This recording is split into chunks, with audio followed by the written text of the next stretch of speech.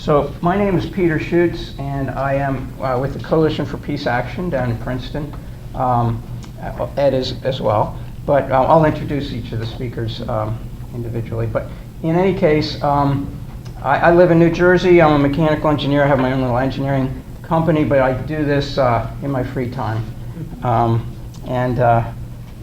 think it's a very, very important issue, so I'm glad that we have you all here today. There's a lot to do. So before we go around, how many of you know who your congressperson is? Oh, okay, I guess. Okay. I thought I would. Okay. And how many of you have contacted your congressperson last year? Okay, about half of you. How many of you know what our defense budget is spending? Okay. And what, if we could maybe go around right now, what would we like to know? Maybe either where you were or what you do and your name. Maybe you could start. You know what? A good thing to do is at a college in Buffalo, they said, tell us your passion. Oh, okay. Well, yeah, if you'd like to mention your passion and your name. As opposed to... Sure. And then maybe you could also mention... You're right. If there's any particular issue or something in particular you would like to get out of this workshop. Yeah. Okay. Okay. My name is Sally Jones. I'm involved with Peace Action in New York State, the affiliate of New York State Peace Action USA. And my passion is peace voter, and I'm going to talk about it later. Imagine that. My name is Joe Marcinkowski. I'm with Houston Peace and Justice Center. I'm the chair of the Military Foreign Policy Work Group there. But my real passion was 4 years ago. We read Unstoppable, Ralph Nader's book on how the right and the left could work together, and we had a conference in Houston. We brought speakers from the right and the left together. We have a group that's been going out to colleges and talking to people, the students, mostly poli-sci students, about how they could work together. And I have some flyers I'll be happy to hand out. Okay. Hi, I'm Deborah Myers. I'm with the Coalition for Peace Action, also out of Princeton. But my passion is definitely the abolition of nuclear weapons, because without that, all the other issues kind of aren't going to matter.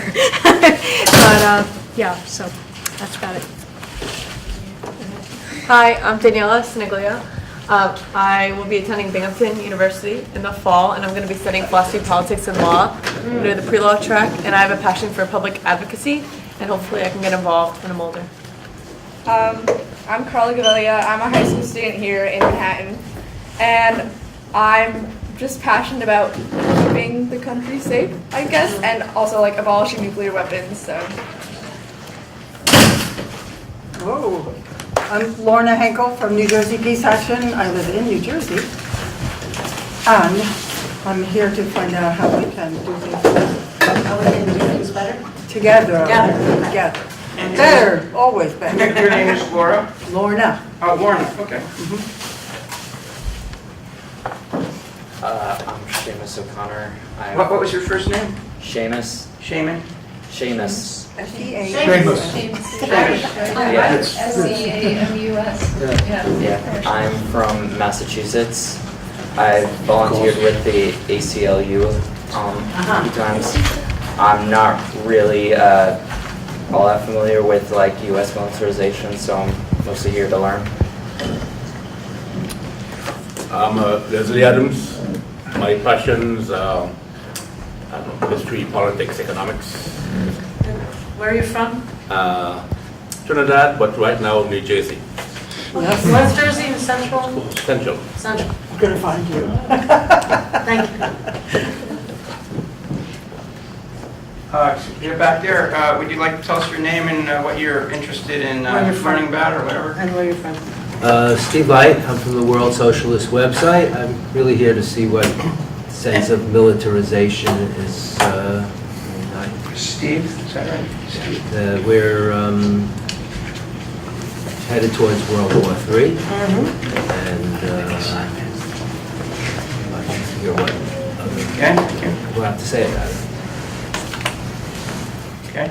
I'm Steve Welser from the Princeton area in New Jersey. I'm with the Green Party of New Jersey.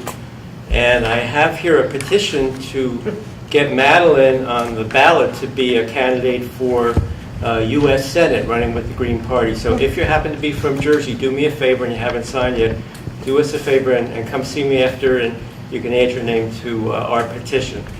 I'm Madeline Hoffman. Okay. I'm looking for a notary public. Okay. All right. Oh my And what's your name? I'm Louise Lassard. I'm a member of Peace Action on Staten Island with Sally, actually. And, you know, we need a better world. What can I say? My name is Madeline Hoffman. I've been the executive director of New Jersey Peace Action for 18 years, but I retired effective midnight on May 31st. So I'm here on my own, so to speak, but with that as a background. And my passion is politics and peace and working to end U.S. militarism and militarization around the world. Good luck. Well, but that keeps me going. My name is Ed Aguilar. I'm the director of the Pennsylvania Coalition for Peace Action. And I guess my passion is getting people together and winning for peace. I think we can do it. And I hope you'll all join us. All right. The people who came in after we all introduced ourselves, would you like to introduce yourself and tell us what you're most interested in, your passion, where you live, that kind of thing? I'm Florian, I'm 22. What's your name? Florian. Lubian. Yeah, I'm 22, I'm from Germany. We came here with the Young Socialists of Germany. Okay. Yes, my name is Finja and I'm 20 years old and I'm also from Germany, same party. And how do you say your name again? Finja. Vinya? Yes. I have trouble even understanding American names, so thank you. Okay.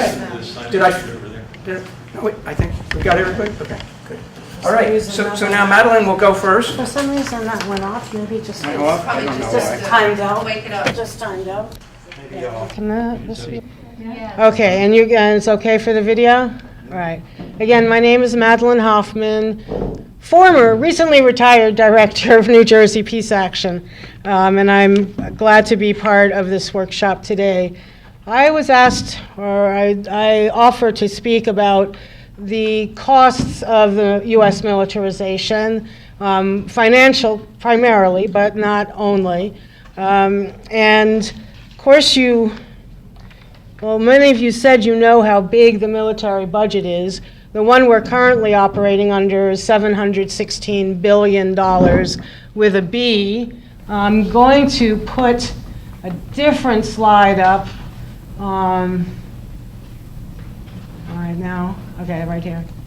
So the one that's coming up for 2019 is going to be slightly higher. And I guess we can try to get that to fit on one page. That would be helpful. Maybe someone can fiddle with it while I'm talking. This is a pie chart that shows. Yeah, that shows how the money that Congress can decide how to spend, how that money is actually spent by percentage.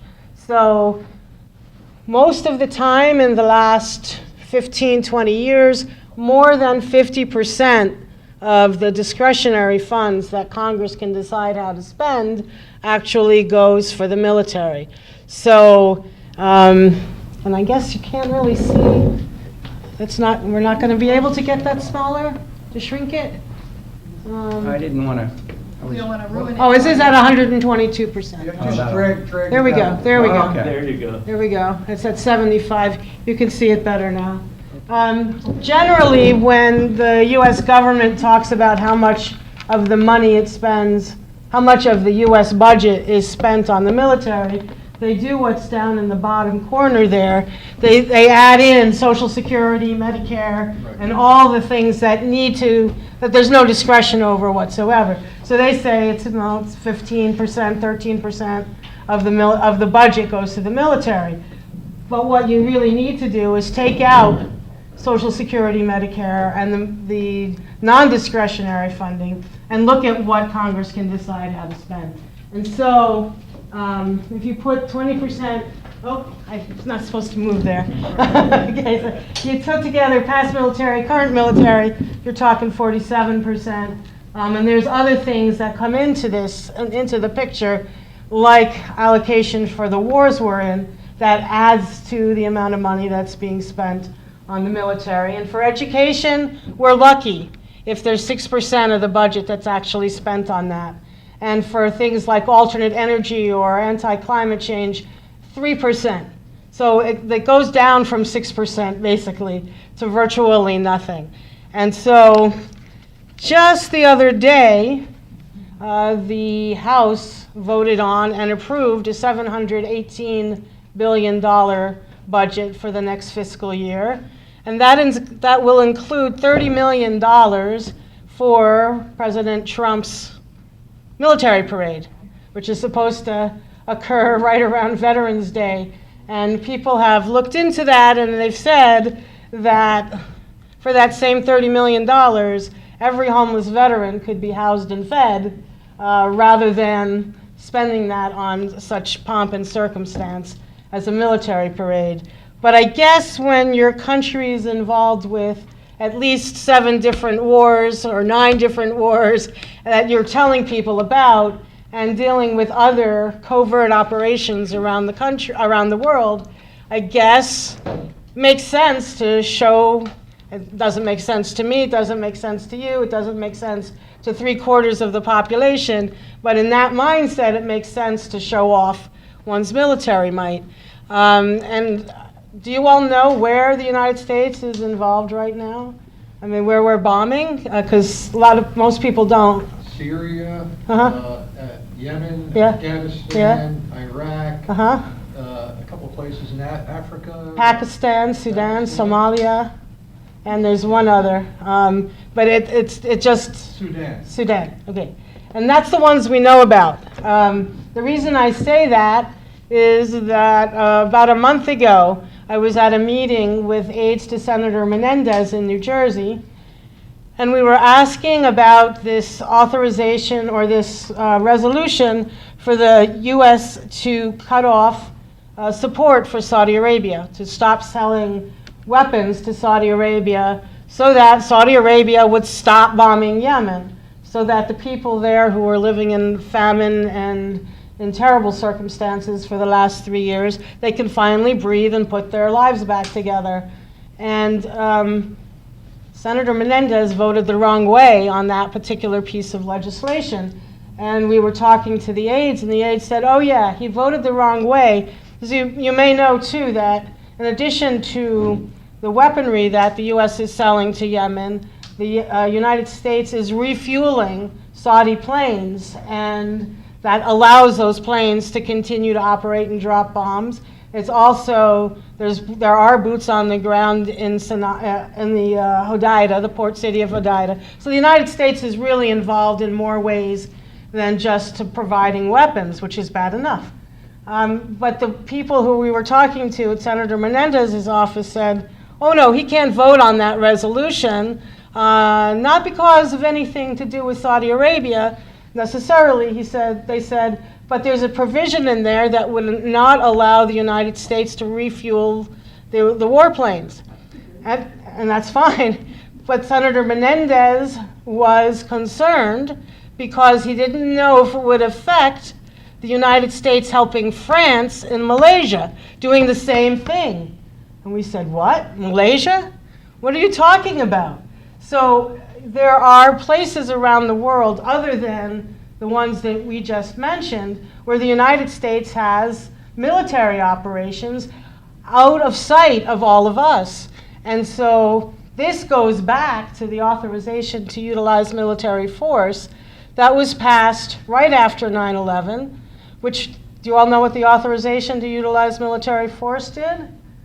It basically gave the president, which at that time was George W. Bush, gave the president the right to wage war anytime, any place, anywhere, as long as he could, or she, could connect it back to 9/11. It's been used, did anybody know how many times it's been used? A lot.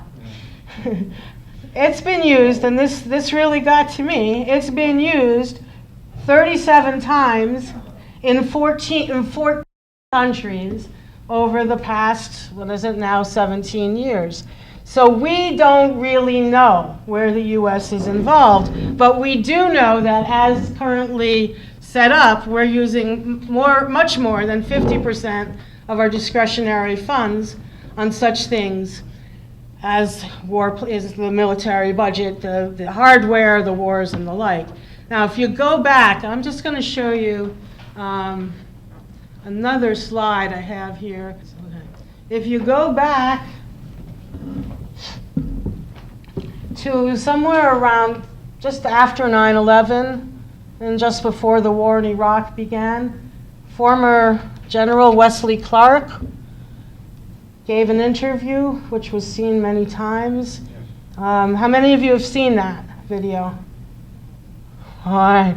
It was a video in which he said that he received special information, which was supposed to be confidential, but he told them it can't be confidential anymore, that the United States, after 9/11, was planning to invade and overthrow the regimes of 7 countries in 5 years. And those 7 countries are Libya. Remember what happened to Libya in 2011? Yeah. Gaddafi overthrown, and Hillary Clinton laughed about it afterwards. Syria, you know what we're doing or trying to do in Syria, the U.S. is trying to do. Iraq, of course we all know what's gone on there. Lebanon, Sudan, Somalia.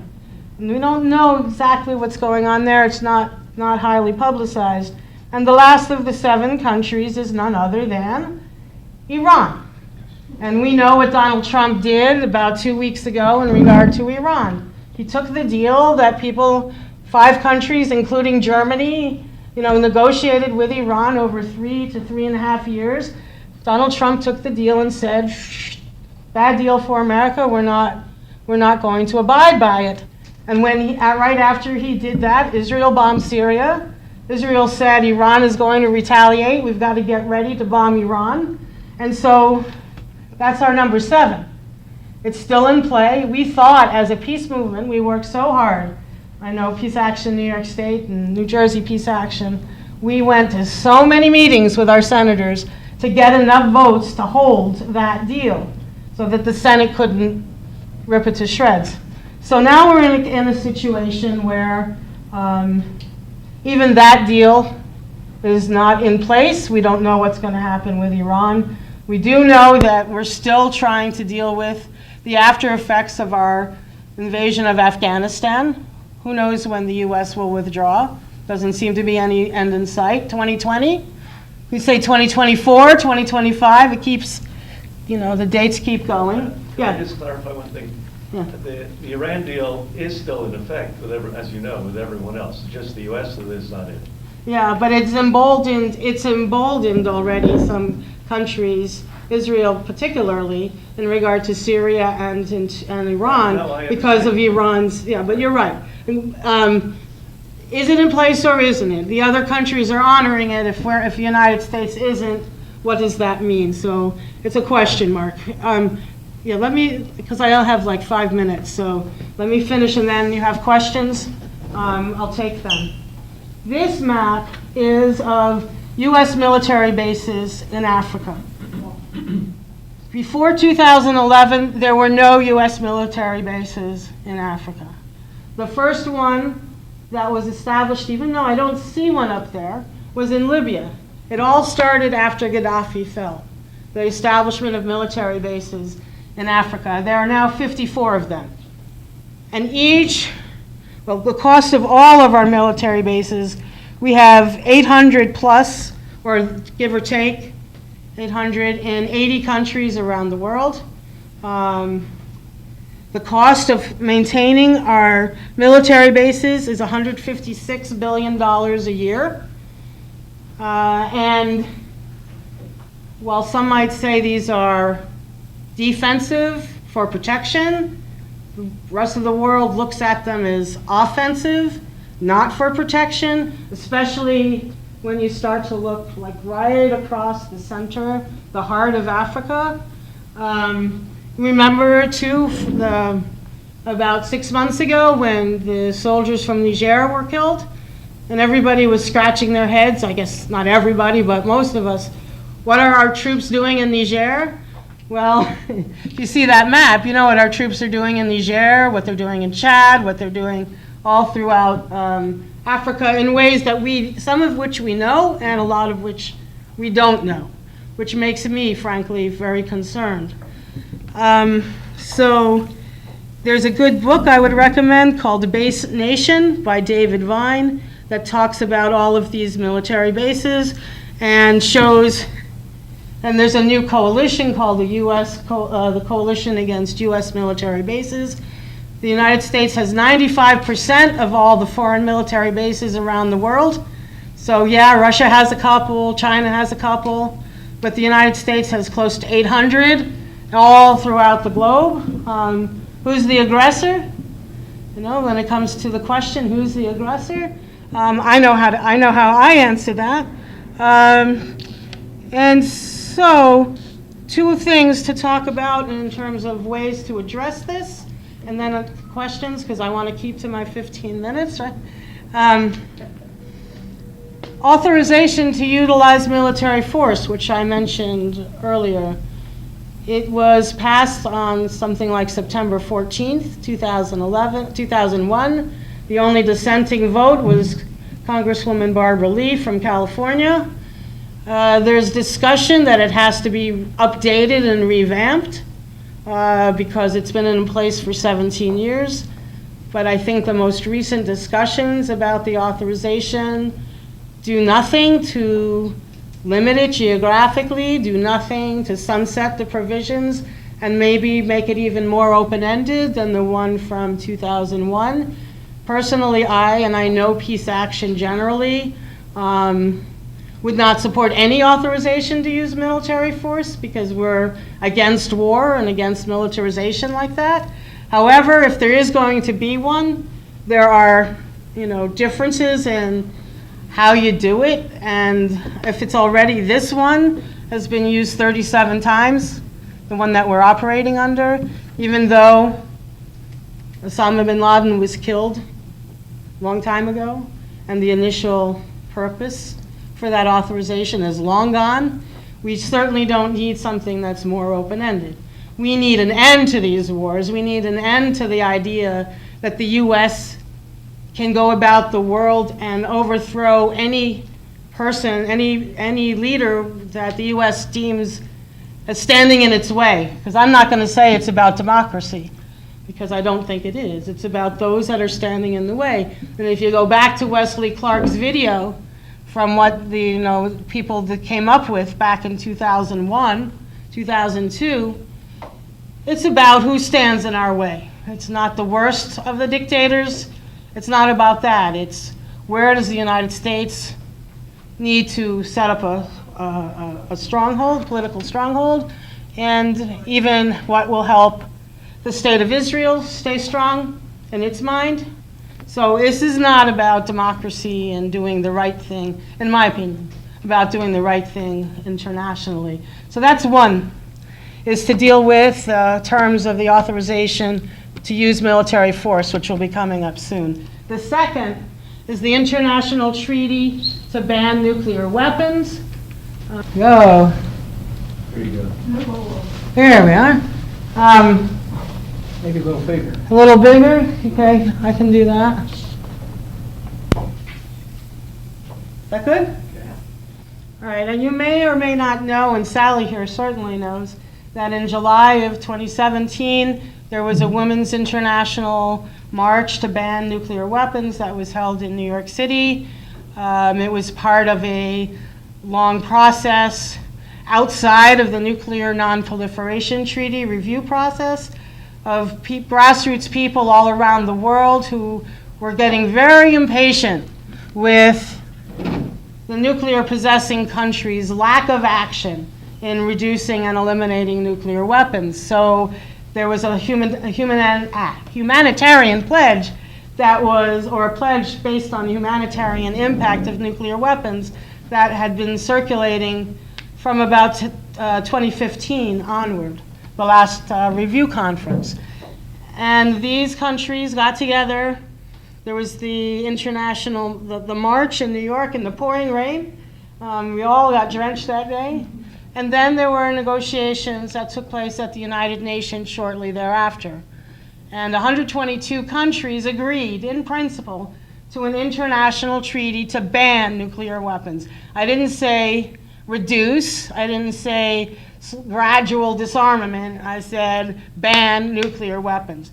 None of the nuclear-possessing countries were there, so that includes the United States. North Korea would have been, but other things got in the way. And I think if 51 of those countries, 122 countries, actually sign and ratify the treaty, it has the effect of becoming international law. And I'm not sure where we stand now. I think the last time was about 12 or 15, or maybe more. I'm not sure what the count is, but it's still open for signing. And there's a pledge here that the International Campaign to Abolish Nuclear Weapons initiated. They won the Nobel Peace Prize in September of 2017 for their work. I know Sally and Peace Action New York State had them speak at their 60th. We had them speak, New Jersey Peace Action had them speak this past April at our 61st annual dinner. And there's a parliamentary pledge, which up till now only Eleanor Holmes Norton in the United States has signed. It basically says that I, as a parliamentarian, yes, wrapping up, I, as a parliamentarian or a member of Congress or Senate, agree with this international treaty to ban nuclear weapons. And it would be great if more U.S. elected officials would sign it. Maybe eventually the United States would sign and ratify, but I'm not holding my breath. So that's it. That's, two ways to demilitarize the world and ways in which we are that we need to push back against. Thank you. But you had a question, sir? You got around to mentioning it, but Okay. when Wesley Clark laid out those 7 countries, the real question then was, in whose interest is this? When you take out those countries, there's only one power left to run it, and that's Israel. That's great. Israel borders go out through Iran. They take out Hezbollah in Lebanon, and that's the purpose of taking out all these countries. Correct. Saudi Arabia. Saudi Arabia is there. Is our ally there. But you notice that we bombed all these countries, but the person that bombed us was Saudi Arabia. There were 14 of the 19 were from Saudi Arabia, and the 28 pages that came out later said that 29 pages actually that the Saudis had given money to 2 of the guys that were on a plane in California, but that got buried. Even the court case got buried. Are there any other questions? Well, actually, we're going to have a whole. Our next speaker will be Ed Aguilar. Ed has been the director of the Coalition for Peace Action in Pennsylvania since 2012, and he's worked on rallies and conferences at Philadelphia University's the Friends Center, Philadelphia Ethical Society. He's worked on abolishing nuclear weapons, climate crisis, mass incarceration, and diplomacy, not war, in Korea and Iran. As an adjunct professor, Ed's taught criminal justice and constitutional law, and most recently arms control, nuclear disarmament at St. Joseph's University. He has served on the board of the Envision Peace Museum, National Advisory Council, Lawyers Committee of Nuclear Policy since 2012, and he's served on the team that helped draft the first nuclear weapons ban convention that became a model for the nuclear ban treaty adopted in 2017. at the United Nations. So thank you, Ed, for joining us today. Thank you. Thanks. So I thought the title was too pessimistic, so I changed it to Korea, War or Peace. And so today we're going to be talking about war or peace in Korea and how U.S. militarization plays into it. There's been, as those of you who've been following this in the news recently, there's been very encouraging talks between North and South Korea. And there's been the Panmunjom Declaration. Now, who has heard about the Panmunjom Declaration? Okay, only a couple of people. We're going to talk about what that means, because I think this declaration between the two Koreas may be a very solid basis for building peace, not war, in Korea. We're going to look at some war games mapped out by U.S. think tanks. We're going to talk about the U.S. and North Korean roller coaster. Right now, as you know, it's on. Tomorrow, who knows? It may be on or off. So we need to be prepared, whether it's to cheer opportunities for real peace, as exemplified by the Panmunjom Declaration. We also need to be prepared, frankly, to go into the streets in case Mr. Trump is persuaded by people like John Bolton to walk away from the table. And there are people saying that to him very forcefully behind the scenes, apparently including Vice President Pence. So this morning, the Guardian newspaper said that John Bolton may be on the outs, because right now Trump is for a treaty. But Mitch McConnell, the leader of the Senate, the Republican majority, has warned Trump, and this is in the New York Times, don't be too eager. You'll get snookered. So it could go really either way. So how do we... Just press anything. Okay. So here's some more scenarios from the International Institute for Strategic Studies.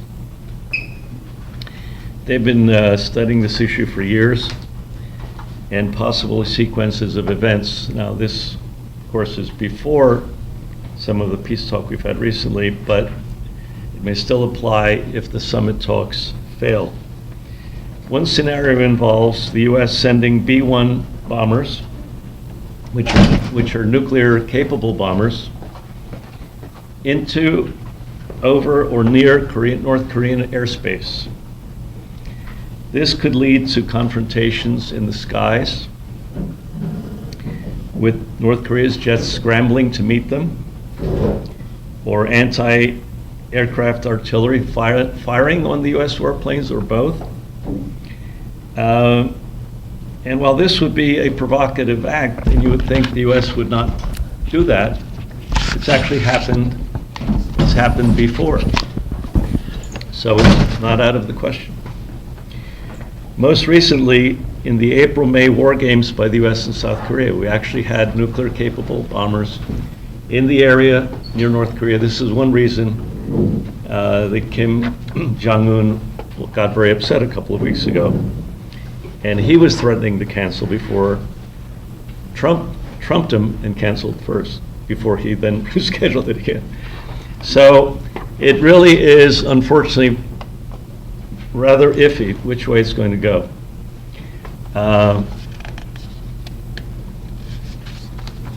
Okay.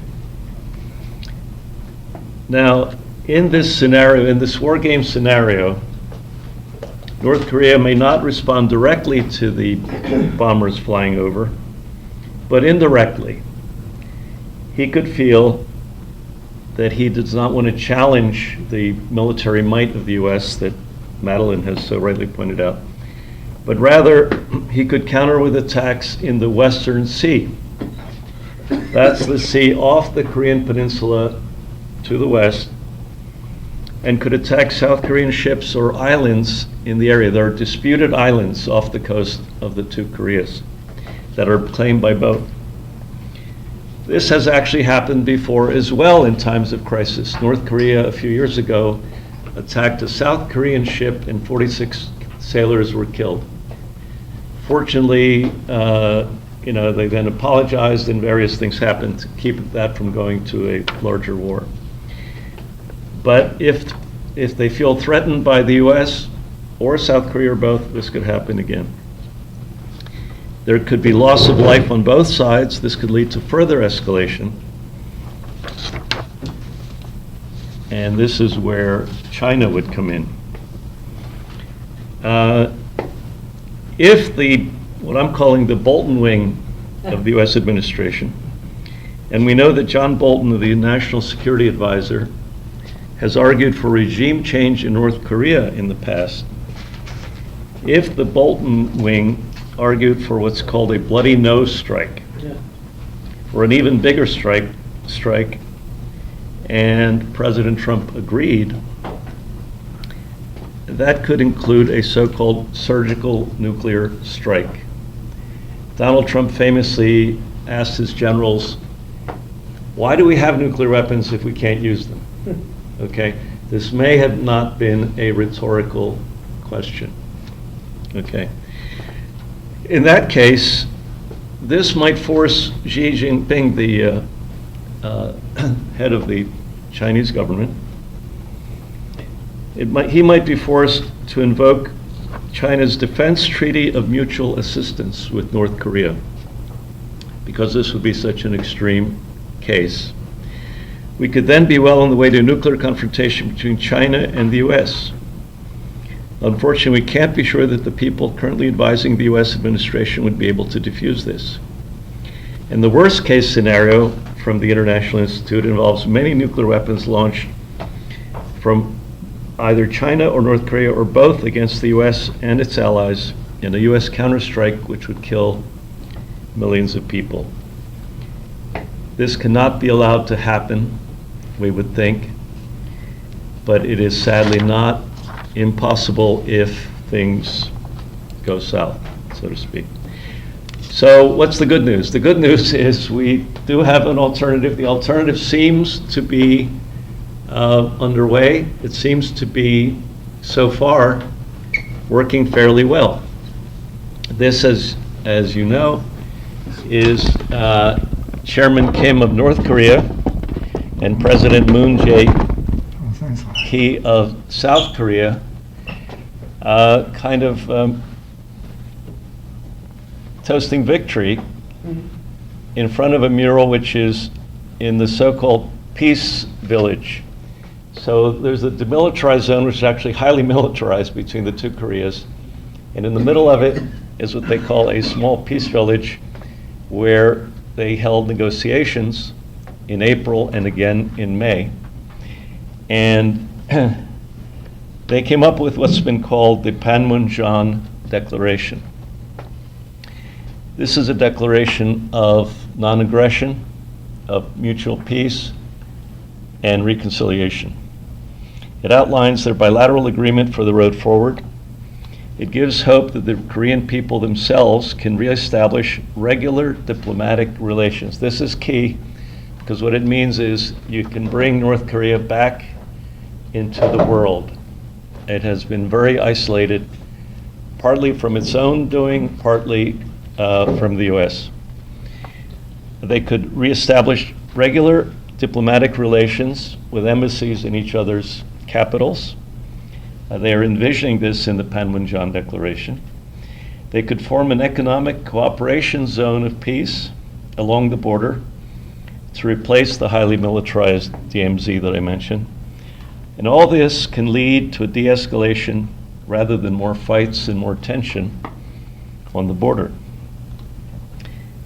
Now, South Korea has also attended a trilateral summit with China and Japan, the other major regional powers, which endorsed the Panmunjom Declaration and its approach. I find it very interesting. I follow the US media very closely, probably too closely. And For your health, you mean? and yeah, and I found that this summit happened on May 5th. Just as as a question, who here had heard about this trilateral summit? Okay, even our experts. Okay, so we had this summit, and they actually endorsed the work, the diplomatic work that the Koreans themselves are doing. And Japan and China are the other major regional powers. So in effect, if the US military and the US itself were out of the picture, things are going along fairly smoothly and swimmingly. Okay? I hate to say that, because I'd like to see the US be involved in a positive way. So that's the story on North Korea. I'm in the interest of time, I'm not going to get into detail on. Another 5 minutes or so. Yeah, no, I know. In the interest of time, I'm not going to go too much into a couple of these slides because it's mostly been covered by Madeline. I just want to mention that in this slide you see the nuclear triad. Over here you have the ICBMs, intercontinental ballistic missiles, that are land-based, mostly in the plains, mid-plains states in the US. Then you have the bomber force, which is actually quite outdated. And then you have the submarine force. And many military experts have said we could easily do without the ICBMs entirely, and in fact, they're the most vulnerable. And we could save $209 billion each year out of that huge budget as part of the 1.7 trillion that Trump wants to invest on, just by getting rid of the one leg of the triad. And of course, this is quite an unacceptable risk. What I call the first strike buttons, President Trump called it the biggest button. I have the biggest button. You may recall last year when he was vying with. Were those actually on his Kim desk? No. As a joke? No, this is a joke. Photoshopped in? This is a photoshopped Okay. photo. I'm not claiming that this is a newsworthy photo. It's a satire. Okay, but this is this is our president, and it's a small hand but a large button there. So there are two bills. There are two bills in Congress, and Sally and Madeline may talk more about it. Both have the goal of restricting the right and the ability of a president to attack any country with nuclear weapons in a unilateral fashion without congressional approval. And in the discussion later of what we can do, we can talk about getting rid of the first strike button and having a law that says no president can launch a first strike without congressional authorization. Then we've also talked briefly about the nuclear ban treaty, but I want to mention a couple of things about that. As Peter mentioned, I've been working on this issue since 1995. I was part of the first team that worked on a draft of a treaty at the United Nations with the Lawyers Committee for Nuclear Policy and many international legal, scientific, and even engineers groups. And let me stop this. I thought this was off. Sorry. Okay. So this is, we're there, somewhere in that crowd. I don't know, Sally and Madeline were there. I was there. I was there too. I think, anyone else who was there in 2015? Okay. Yeah. So we were part of the Peace and Planet demonstration in Union Square, and there were many Japanese people. They really led the demonstration, including many hibakusha, in other words, survivors of the nuclear holocaust of the U.S. attack on Hiroshima and Nagasaki. And as you see, two of our main demands were no more Hiroshimas, no more Nagasaki's. And on the left, it's hard to read this one, but it's how, banning all nuclear weapons, campaign to ban all nuclear weapons. So that was a highlight of this movement. We then went on. This is myself together with the chair of the Coalition for Peace Action, Irene Goldman, at the signing of the nuclear ban treaty that Madeline mentioned. And again, I won't go into details about that, but that is a very positive development. I think of the 122, I think the Netherlands refused to sign, if I'm not mistaken. So I think it was actually 121 who actually signed. They're still considering it, but they didn't actually sign it. And of course, as you pointed out, the US and the other nuclear weapon states were notable by their absence, okay? So we really need to push with the parliamentarians, with our Congress. We've worked with, for example, Congressman Dwight Evans, who recently hosted a delegation from the South Korean Parliament or Congress that we brought to see him, and essentially endorsed the work being done between North and South Korea. So I guess my conclusion is there's a lot we can do. Sally's going to tell us a lot more of what we can do in greater detail. If you have any immediate questions, I'd be happy to answer them, or we can talk about it in the Q&A session. So thank you very much. I guess we can leave that cheery picture up there. I don't have any thing to show you up there, but I have about an hour's worth of talk about. So I'll try to do it in a little less than that. And let me just put this in here. Are you going to introduce yourself? Okay, I'll introduce myself. I'm Peter Schutz, and I kind of mentioned some things about me before. I'm with the Coalition for Peace Action down in Princeton, and I have spent a lot of my free time just studying and learning about all these issues. I think the thing that started me out was when I first was in high school reading about the MAD policy, mutual assured destruction, and just kind of thinking logically about things. I thought, that sounds kind of insane, that we might just blow up the world, maybe by accident. So let's see if I should move this out of the way a little bit. Oh, okay. So anyway, let me just, if you don't catch something, I'm going to go kind of quickly. You could raise your hand. I can repeat it if you like. But I will be talking a little bit about a lot of things, kind of generally. But does anybody have an idea how many other countries' defense spending adds up to what we spend? Like another 7 or 8 countries. So if you take all their defense spending, the next 8 countries equals ours, like $700 billion a year. And as Madeline mentioned, we spend a little more than half of our discretionary budget on military, which comes out to somewhere around 25% of our total military budget. And we're the world's largest arms dealer.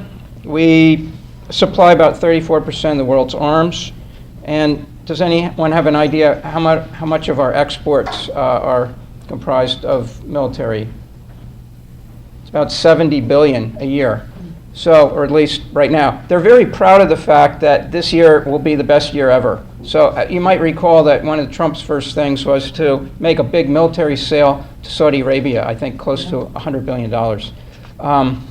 Over years, of course. But the military helps our military contractors to sell things around the world. And they do that because then they get a break on the prices. If they can make twice as many, the price goes down for our military. So it's a real racket, and that's what that book is about, War is a Racket. It's mainly about money. and Madeline mentioned the number of military bases we have.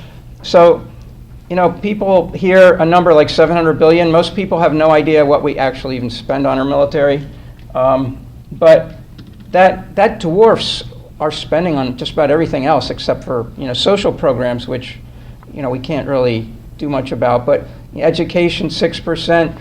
Does anyone have any idea what we spend on other agencies like NASA? That's about 18 billion. 18 billion for NASA, and then 700 billion for our military. Does anyone have an idea what the GDP of Afghanistan or Nicaragua is? Oh, Afghanistan's low.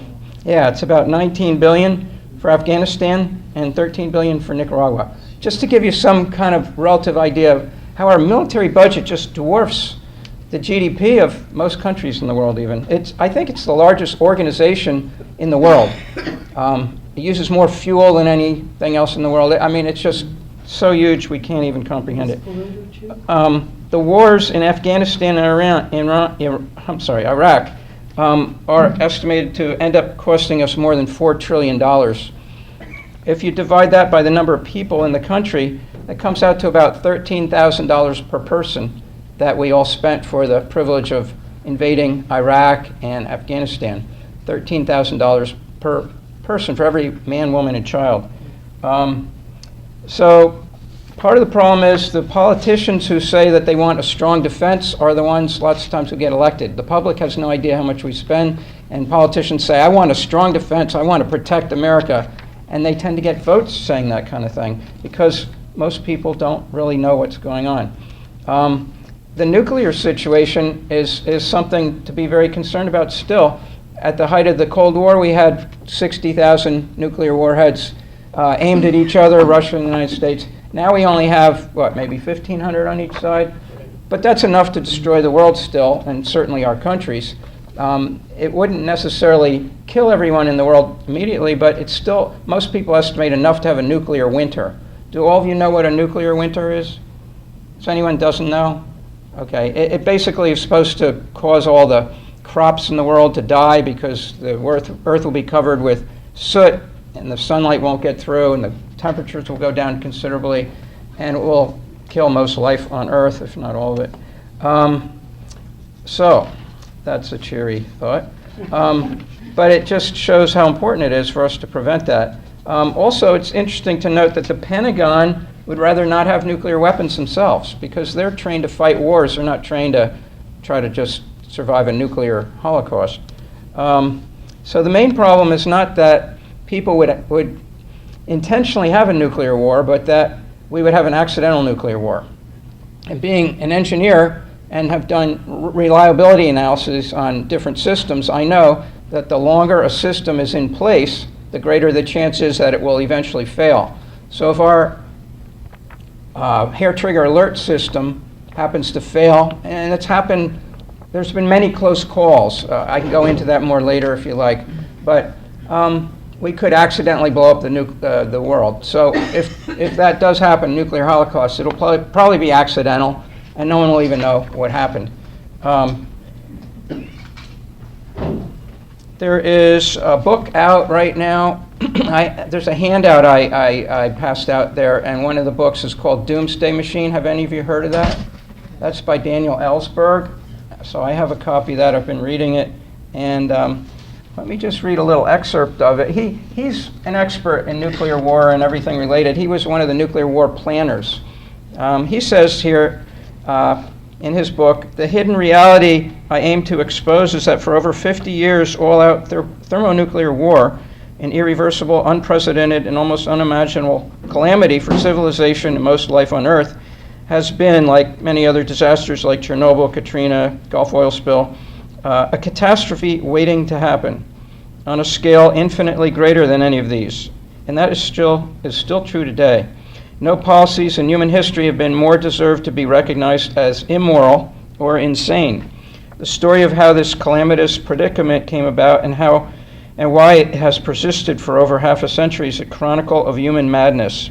Whether Americans, Russians, and other humans can rise to the challenge of reversing these policies and eliminating the danger of near-term extinction caused by their own inventions and proclivities remains to be seen.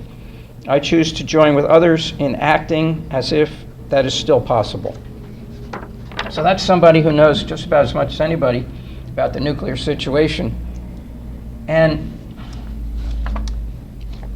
we need to do something about it. So what are some of the reasons why we have a huge Department of Defense, our huge military? People say we need it to defend freedom and democracy around the world. How many people believe that? Okay. We used to say we needed it to fight the communists, the Cold War, but that's pretty much over. We don't have that enemy anymore. So why do we still spend so much on the military? Some people actually believe, probably still, as was true for most of the history of the United States, that we need to cultivate, or we need to civilize and dominate the rest of the world. That's why we kind of got rid of the Indians in this country, because they weren't civilized. You know, we needed to civilize them. The Monroe Doctrine, Manifest Destiny. We've been going across America, sweeping through, then across the Pacific, now the world. Some people say it's good for us to be super strong to prevent wars. And there could be some truth to that. Other people say every country should act in their own self-interest and take as much as they can. Unfortunately, I think that's the basis of a lot of our foreign policy. It's not really moral, in my opinion. What are some of the other factors behind our wars and excessive spending? Some people feel it's good for us to be the world's policeman.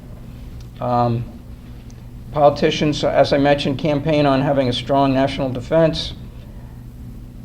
The public's not really educated or informed. There's public apathy, especially with regard to foreign policy. Most Americans could care less what we're doing around the world for some reason. They care if it affects them, though. Might come back to haunt us someday again. And this is something interesting I've realized just in the last few years. Our military is actually a jobs program. The Pentagon has requested Congress to end a number of weapons programs, and Congress has refused because it provided jobs for their constituents in their states.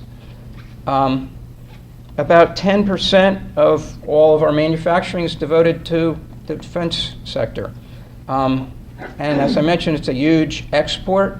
It's a big part of our economy. Could you imagine if all of a sudden we got rid of the military? Our country would go into an economic recession for sure, probably a depression. Also, it's interesting that the military will tell you they like to have wars to test out new weapons. And the defense contractors will say that too. Of course, not to the public, but it's a fact that when they develop new weapons, they like to have wars to test them out. They're battle tested. It helps them to sell them too.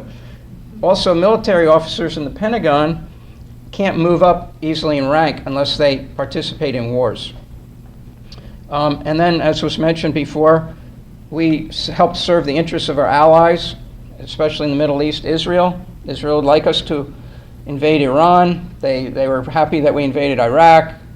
You know, that's maybe not who should be determining our foreign policy. And also, our leaders and diplomats feel it gives them more leverage over other countries.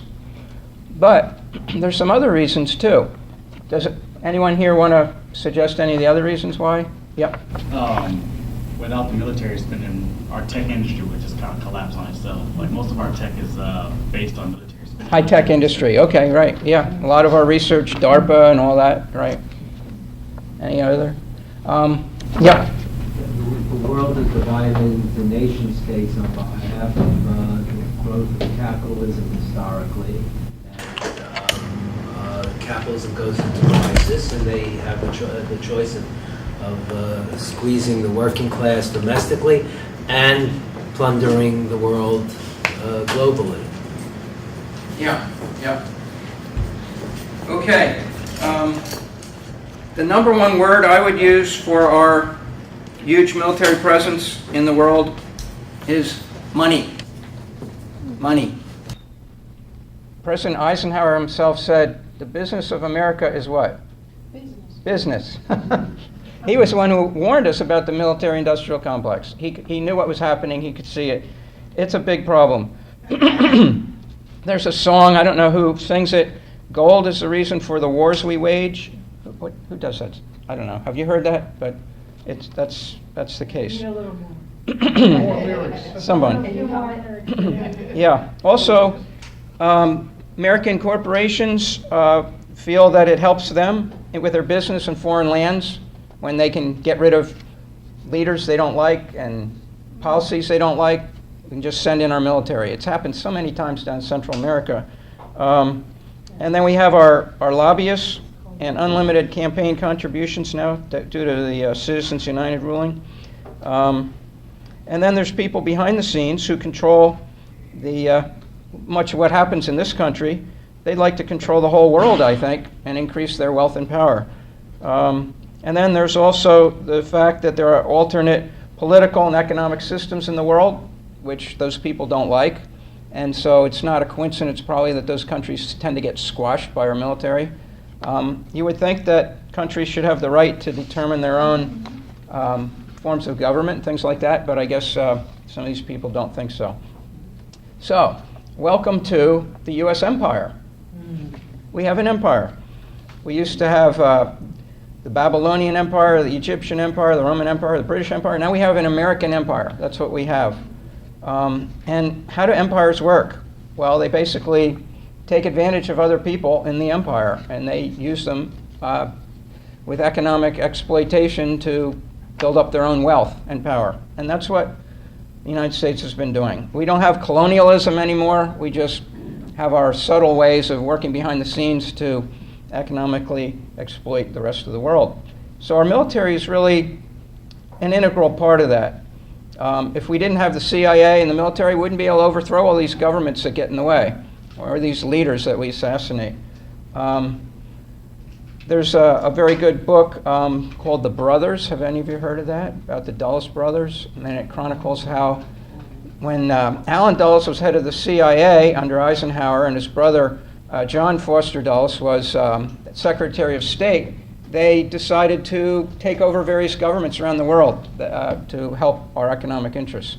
Starting with Iran, they overthrew the first popularly elected, democratically elected leader there, and they put the Shah in power, which eventually led to the uprising in Iraq because they were very upset how we were dominating their country. Iran. What's that? Iran. I'm sorry, Iran, yes.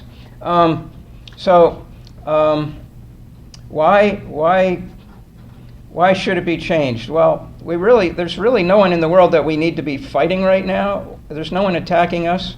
We're wasting our money. We're killing hundreds of thousands of people probably every year in the world because of our military. We're destroying things left and right.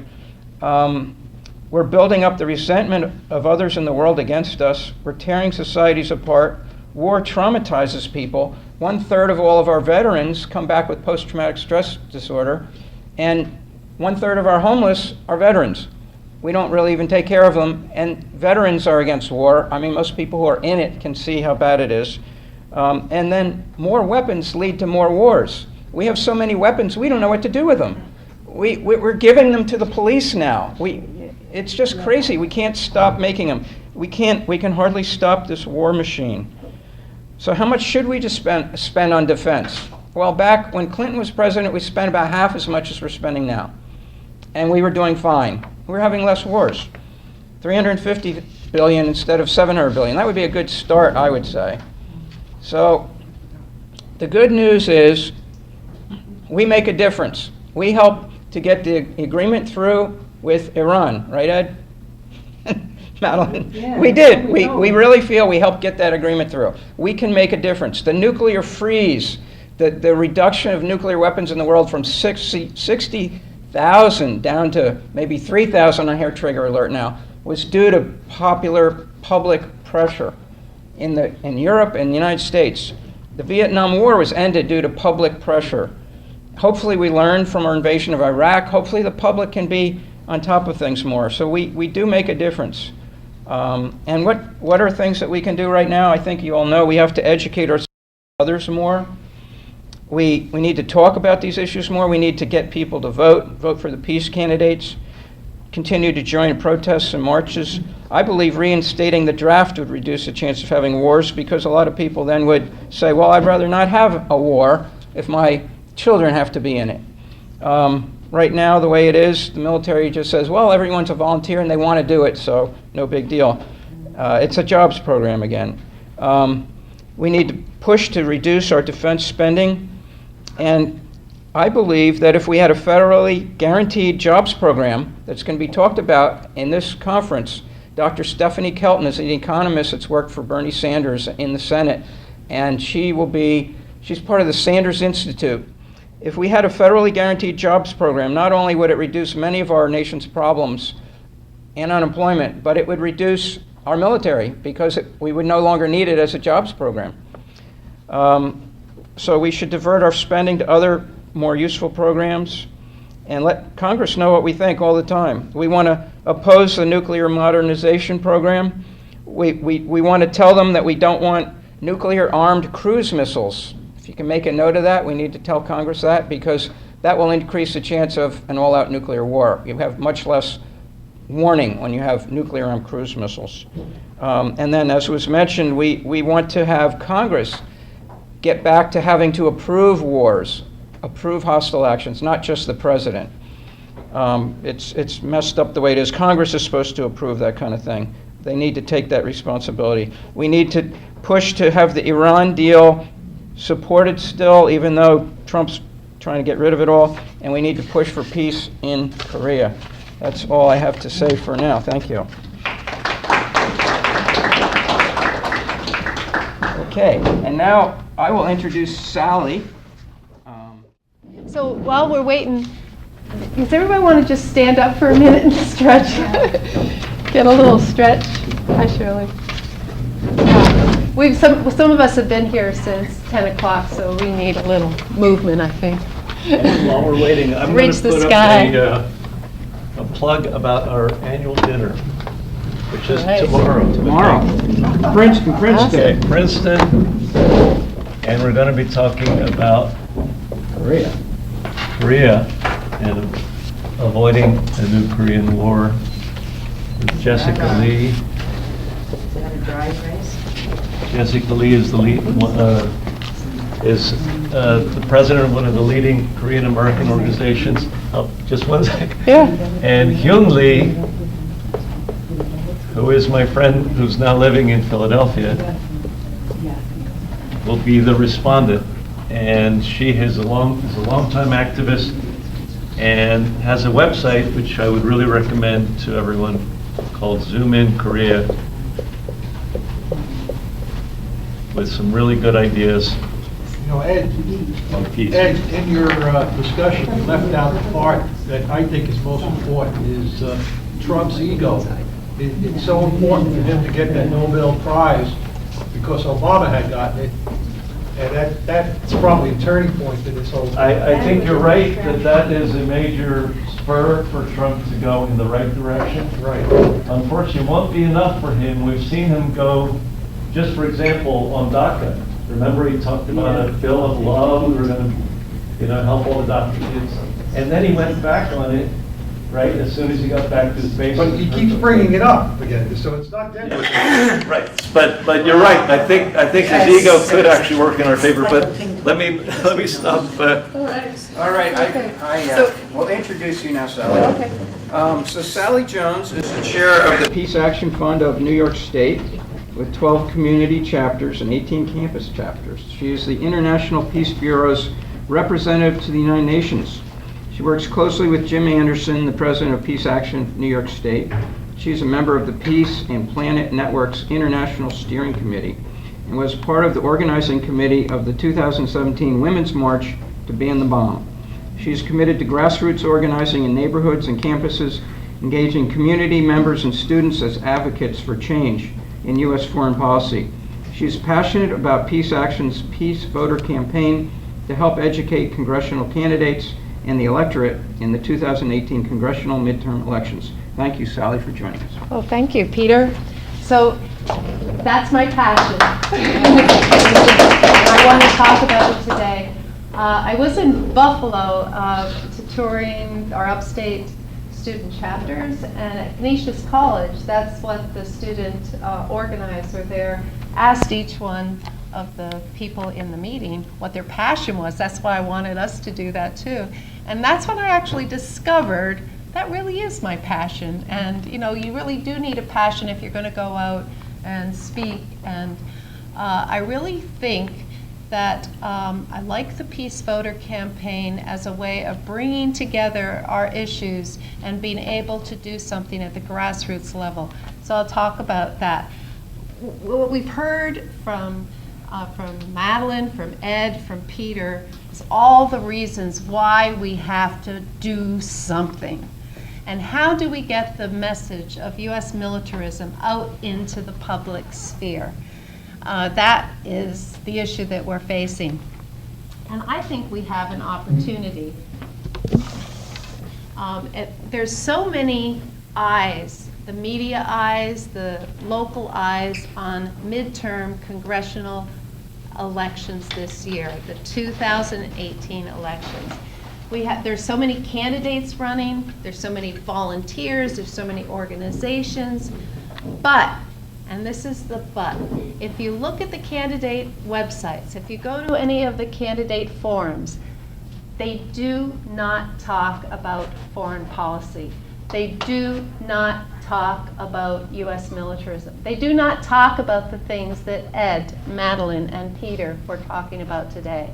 And that's where we come in. So, the reason why I'm passionate, I thought this little graphic was sort of explains it for myself. I am not a political scientist.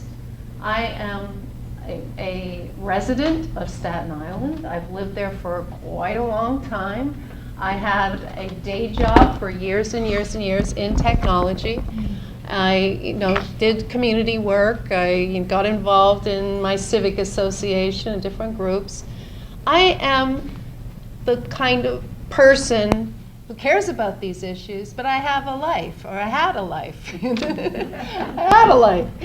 And I think that, you take what you love, you take what you're good at, and you think about what has impact, and whatever the intersection is, that's our sweet spot. For me, that sweet spot is grassroots work. Now, it's not easy, it's not always successful, it doesn't bring hordes of people, as Louise and I know all the time, but I think it does have an impact. It opens up space. It opens up space on a local level, and it allows people who are not the experts, it allows people that have lives to get involved.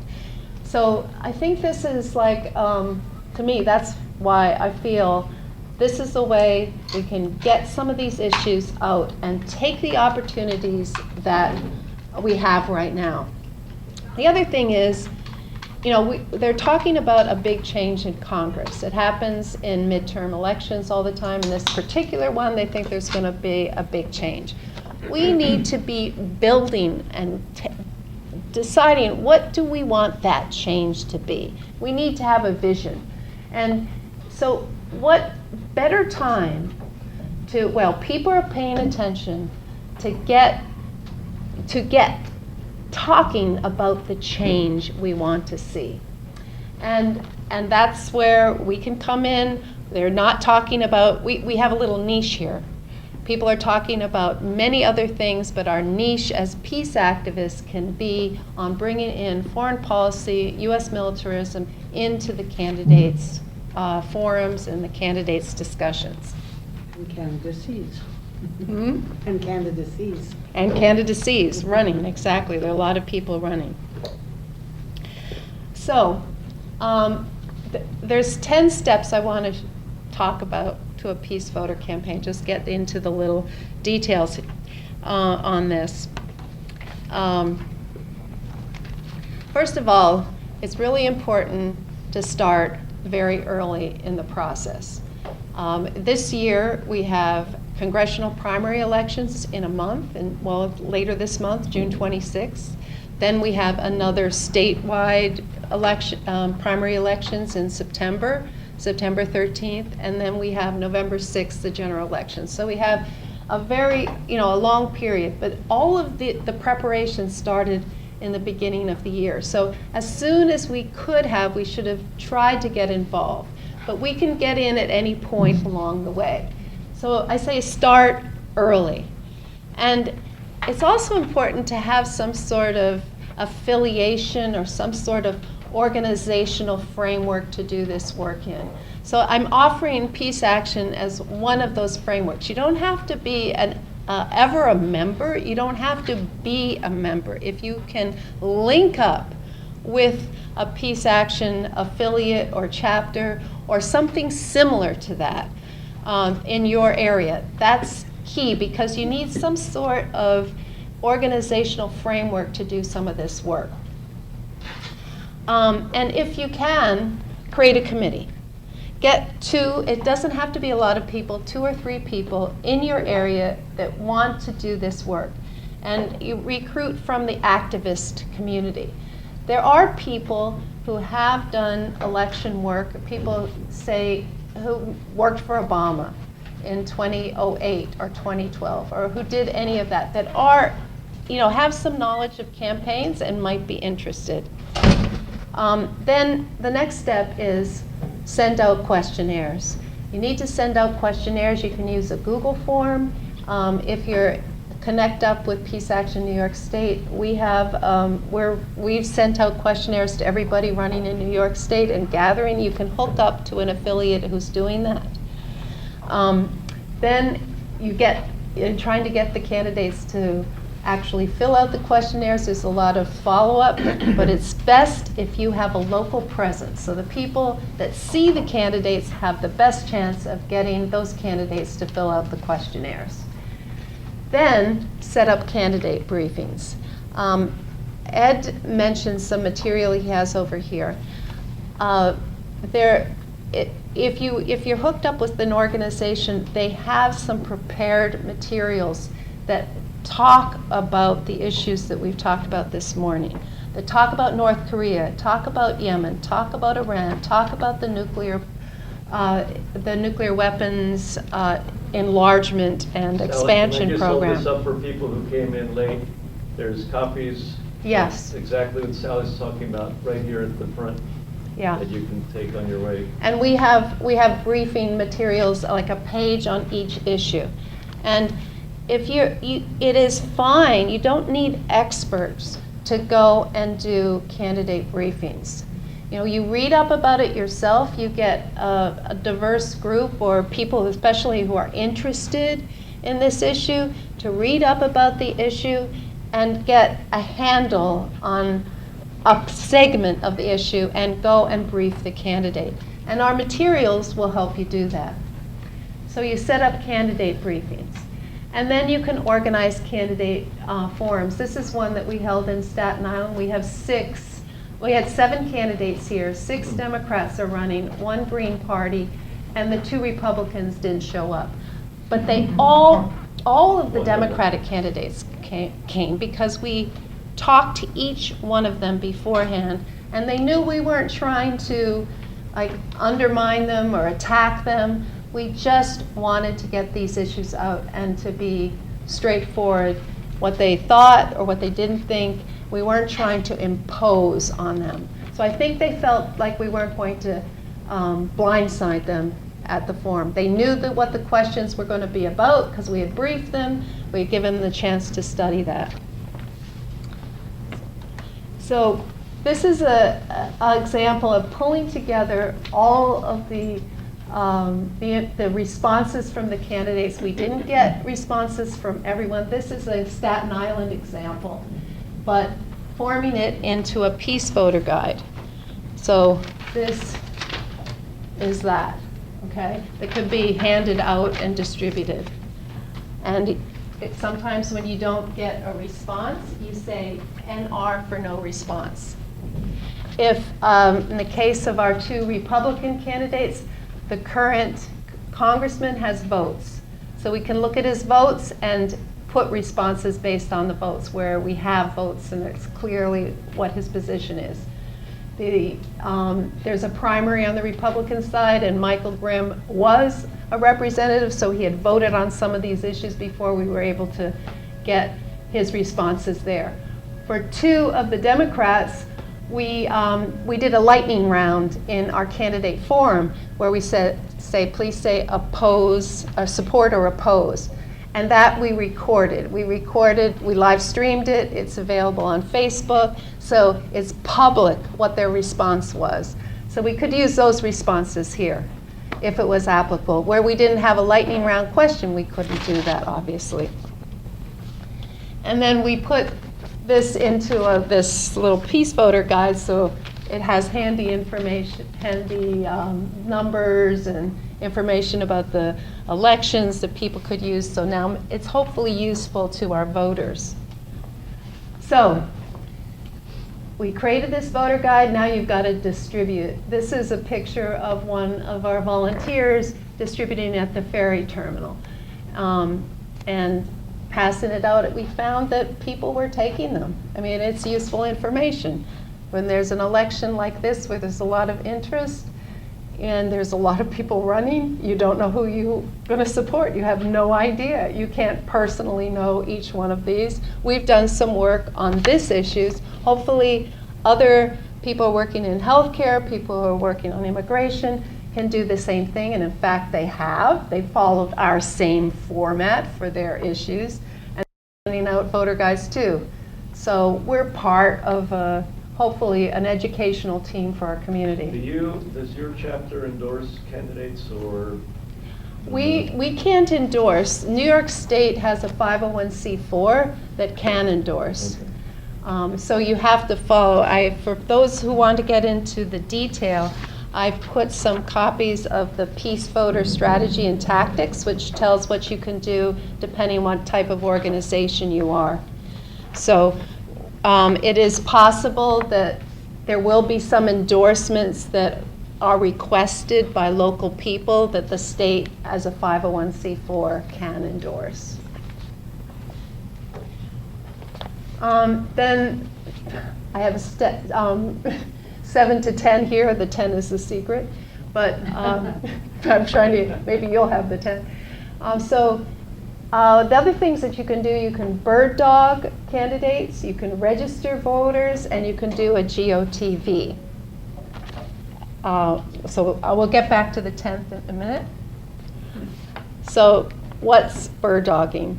I don't know if has anybody done bird dogging here? Madeline has. Bird dogging, it may be a US term. Bird dogging is when you really are putting yourself somewhere in communication with a candidate, either at a forum, you can do it at a fundraiser, you can do it when you see them on the street. And this is really good for local people to do because they actually know the candidates, or they get to know them. And you can have questions. Your aim is to try to find out what their positions are. Sometimes it's very difficult to pin politicians down. So some of the things that you need to think about when you're bird dogging is have your questions ready, make sure that you're sticking your hand out, when there's a line of people shaking the candidate's hand, work in teams of more than one if you're at a forum so that you can ask multiple questions. You don't know who's going to be called on. Know the candidate's positions so that your questions are strategic. Be calm and reasonable. Don't be attacking. You're trying to get information. Take notes. Be prepared to speak with the media. Be creative. Where you're not getting anywhere, you might have to be a little bit more flamboyant. And share what you have learned. Either have somebody live stream, Facebook, do something to record what's happened. Okay, what's GOTV? Get out the vote. That's what GOTV stands for. It's really what happens near the end of election is how do we get our apathetic electorate out to vote? Everybody thinks, these are the households, everybody thinks their vote doesn't count. Everybody seems to think that. The one guy with the sign, maybe he's going to vote. So he's going to win that election. So how do we do that? You can do robocalls, transportation, phone canvas, and you have to pull the people you want to get out to vote. And it's a lot of times campaigns really do have to pay people to do a real strong GOTV. But we as volunteers, we can do something too based on what GOTV is for a campaign. So going back, what do you think the 10th step to the Peace Voter campaign is? Does anybody have any ideas of what the 10th step should be? Make sure you vote for yourself. I like that one. Make sure you vote yourself. Any other ideas? How about getting a politician to talk about foreign policy? You can't talk about peace unless you're talking about foreign policy. That's right. And the only reason Bernie went to foreign policy was he met with Jeremy Corbyn, and he saw how successful Corbyn was talking about foreign policy in England. And now he's starting to talk about it. But I'm part of our revolution. I can't get any politician there to talk about foreign policy. Well, you might team up with some other groups. You don't have to do it all yourself. That candidates forum was all about foreign policy. The whole thing was about foreign policy. You could run for political office yourself. There you go. Ding, ding, ding. There's Madeline. That's what she's Going to done. be running for U.S. Senate, Yep. New Jersey, this time around. Congratulations, good. Thank you. Anybody have any ideas of what a 10th step might be for a peace voter? Get the true news out instead of the fake news. If you listen to the major media and form opinions, they have an expression, software garbage in, garbage out. If you want to open your mouth and have garbage come out, just watch CNN, Fox 5. And repeat. Based on that, Yeah. and you won't know what's going on. Shirley, what's your next step, your 10th step?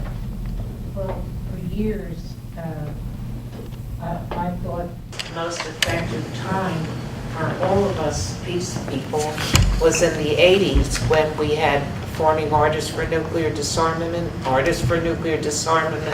Physicians for Human Responsibility, architects. So practically everybody has a relative in school or at colleges. Get involved to try to get a commencement speaker, people who go and are religious at your churches.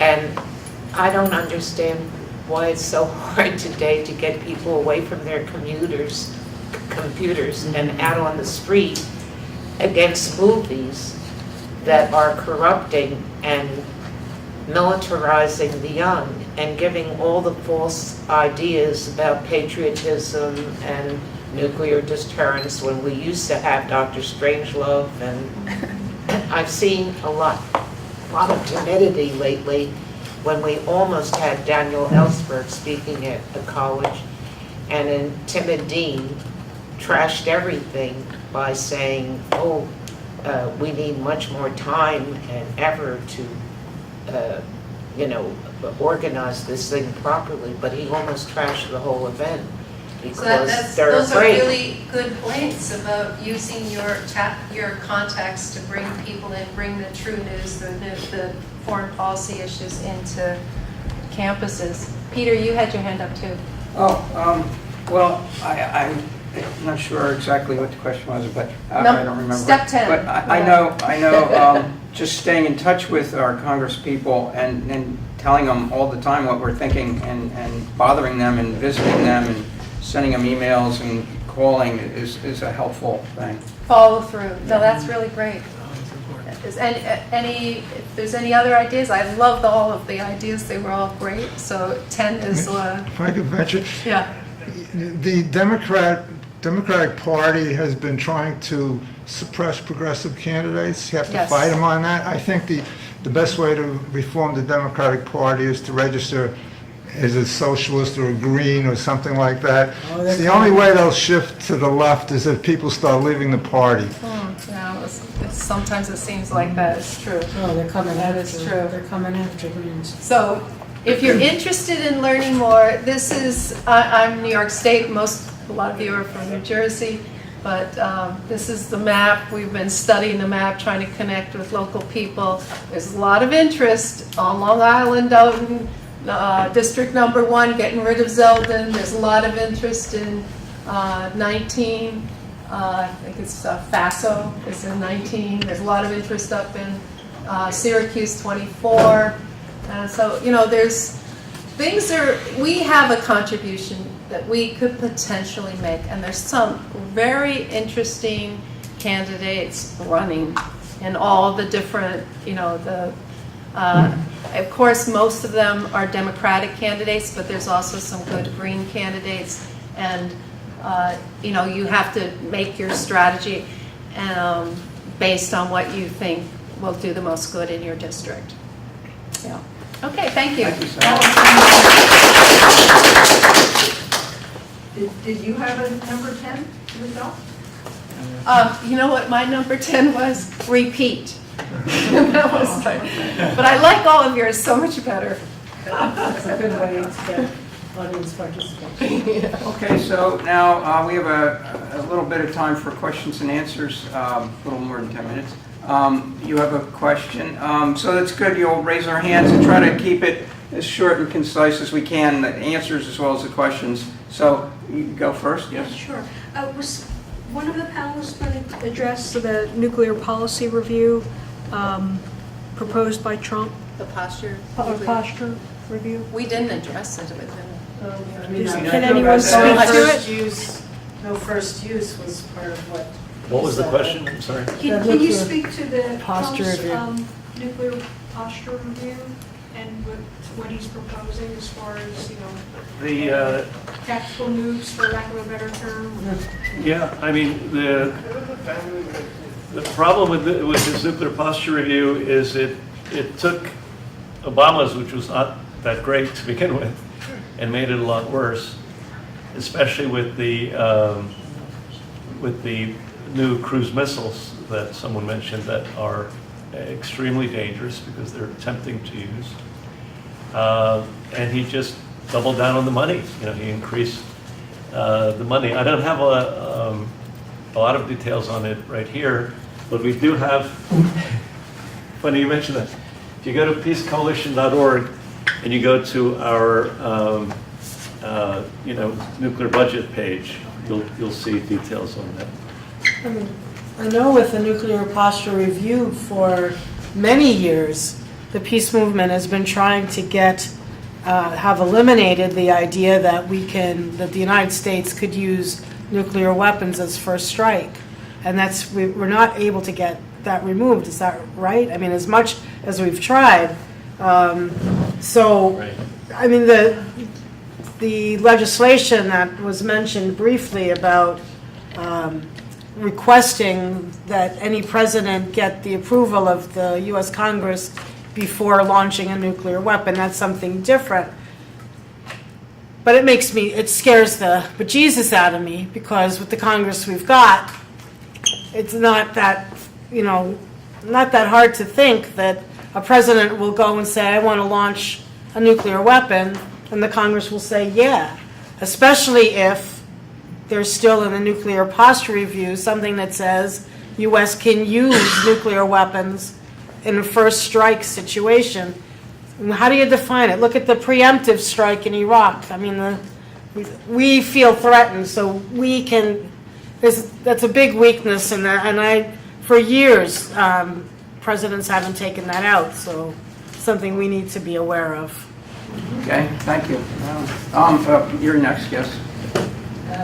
I just wanted to throw out a few possibilities for interaction of other groups that I work with at the UN for Peace Action. On the 21st of September, people organized very slowly and quietly and managed to get the UN to allow the non-governmental organizations that organized the International Day of Peace, and in England, Peace One Day, for the opening of the General Assembly, the Secretary General strikes the peace bell and starts the activity for the year at the Security Council and whatnot. And they have a big student conference. You can invite people, schools, colleges can go to that student conference. And it usually has very interesting people like Jane Goodall, Michael Douglas, who's one of the most active disarmament people among the celebrities. The actor. The actor. But the most important thing for me, because I'm an old-fashioned, on-your-feet, grassroots community organization type, is that everybody in the world that has a grievance and has enough money from their community to organize somebody to come is outside the UN, across the street protesting. And if you go there and interact with the Syrians, with the Yemenis, with the Rohingya, with the people who bear the grudge of what the government and our government is doing to them, with pomp and circumstance and marching into the UN with all the ability when ordinary people are often kept out, well, that's a way to learn a lot of first-hand knowledge from people who are coming from the conflict areas and supporting them. And that'll be September 21st? September 21st. It's called the International Day of Peace. They have a website, and they call for every community anywhere in the world All right, thank you. to support one act for peace. Okay, thank you very much. Yes. On this situation, we pulled out of the Non-Proliferation Treaty for nuclear weapons with Russia in 2002. Bush did this. So Russia went ahead and developed a lot of new-based weapons that seem to be superior to ours. This is one of the situations that pushed Trump now into coming up with his further nuclear plant.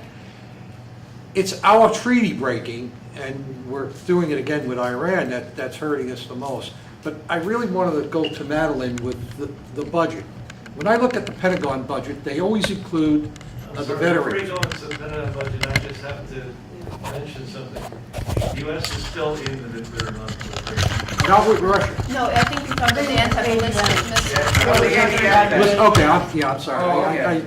Yeah, it was the Okay. list, but that caused the same It had that effect. Yes. Yeah, the distrust is. Right. Yeah. But when I look at Pentagon, they put the Veterans Administration in, which brings the budget up to 1.1. At the same time, they're actively trying to privatize the Veterans Administration, which would mean their budget could still be 1.1 for military purposes if they can push the whole VA out of that. And they don't include black ops, nor do they include the wars in that. So it gets up to about 1.5, 1.6 when you look at Right. tritium. That's. But I kind of, I was trying to get at that the supplements for the wars and stuff like that, you're absolutely right. It's lowball. And then I don't know what happens, I mean, there's Kellogg, Branch, and Root, there are all the military contractors in place, there's more military contractors sometimes in places like Iraq than there are actual, our own military guys. Right. And those are not really factored in. It's not a federal government expense, it's part of the expense. Right. And they're getting paid more than the military guys. It's Yeah, just that's right. it's become just a crazy racket. Money making. More and more of a racket for U.S. interest, imperialist I think interest.